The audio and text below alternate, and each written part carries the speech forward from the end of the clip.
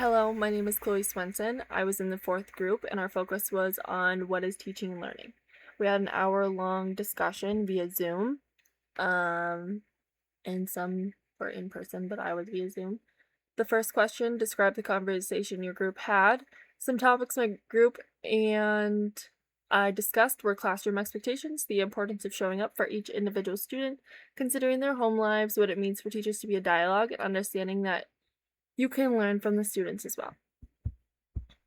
When talking about classroom expectations, we talked about how we personally see our classroom working, how we're going to ignore certain behaviors and what we're going to do and what that's going to look like, and making sure that we do the same for each student, but also understanding that each student may be capable of different things and just understanding to really individualize our classrooms. Nowadays everyone is watching, like, now everyone is kind of into these TikTok videos. It's a different generation. And so we definitely talked about the short form videos where everyone is gaining like instant gratification, and knowing that this new generation might need more breaks. They might just not conform to the way that we grew up learning and sitting in a classroom for 8 hours a day. And it's just something that we're going to have to learn how to do. Remembering that with some students, being a teacher might mean that we are the only interaction they have. So for me personally, I grew up having the same teachers from 7th to 12th grade, and just the comfortability level. When I went home, it didn't always feel like a safe place. And so getting to go to school, I was very excited.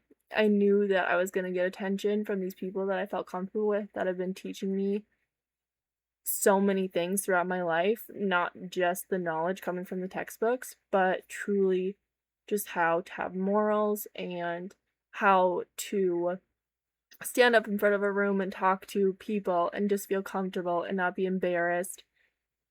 And they taught me how to drive, and my track coach was one of my teachers, and like that was my extracurricular. I don't have to go home for 2 more hours. And so they truly did change my life. And just remembering that we're mentors, we're not just reading things out of a textbook. What questions did the readings in your module inspire?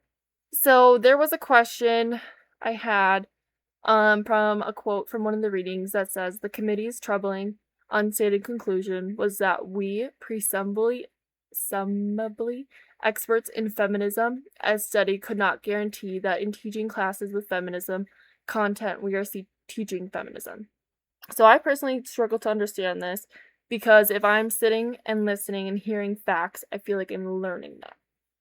So I didn't truly get an explanation to this. Somebody did comment, a peer did, and they said they are saying that communicating facts about feminism does not mean that one is teaching feminism. And that still is too broad for me. That doesn't make sense in my head. I'm sure if I did further research on that, I could truly find an explanation, but which of the readings did you have disagreements with? Here's another quote. God offers to every mind its choice between truth and repose. Take which you please. You can never have both. Between these, as a pendulum, man oscillates. I disagree with this statement because I believe God is true, which means his true brings me peace, his truth. So if I believe that the Spirit and the Lord and all of the Bible is true, I find faith in that, and it gives me peace. And so I think it's not black and white. I don't think it's the truth or peace. I think that they're together. And so I did disagree with the statement. How did the readings in this module alter your perspective of teaching?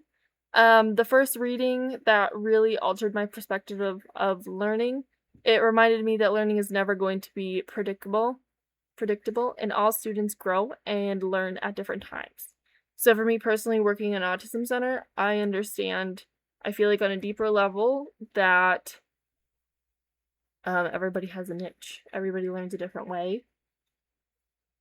And it is very important to be able to, even if you don't go to school to be a special education teacher, that you might have kids in your classroom that do have ADHD. You might have kids in your classroom that do have an anxiety disorder. And for me personally, I got diagnosed with ADHD when I was 20 years old. And not knowing that, but knowing that some of my teachers could realize and they could say, Chloe, do you want to go sit in the library by yourself? That truly made a difference to me in my education. And just being able to advocate for your students, I think, is a big part of being a teacher. Silent teaching also resonated with me, understanding that we are modeling for these students how to act and how to treat others is something that can be used in all aspects of life. Once again, the people that I looked up to were Miss Jindra, my English teacher from 7th grade. She also taught me college courses my senior year. Miss Sauer, college lit. She was also my 7th grade spelling teacher. She was my track coach. Mr. Chesky, he taught me college biology. He also taught me Punnett squares in 7th grade.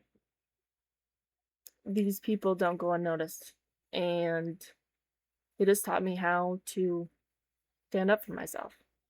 They didn't just teach me about the books. And so I think that is very important. I think it's very important to just overall understand that when you walk into a classroom, these people could remember you for the rest of your life. They might be 6 or 10 or 12 or 15 or even 17. Maybe you're teaching a college course and there's a 34-year-old man sitting in that classroom. How are you going to make a difference? And I truly believe that this class has taught me how. Thank you.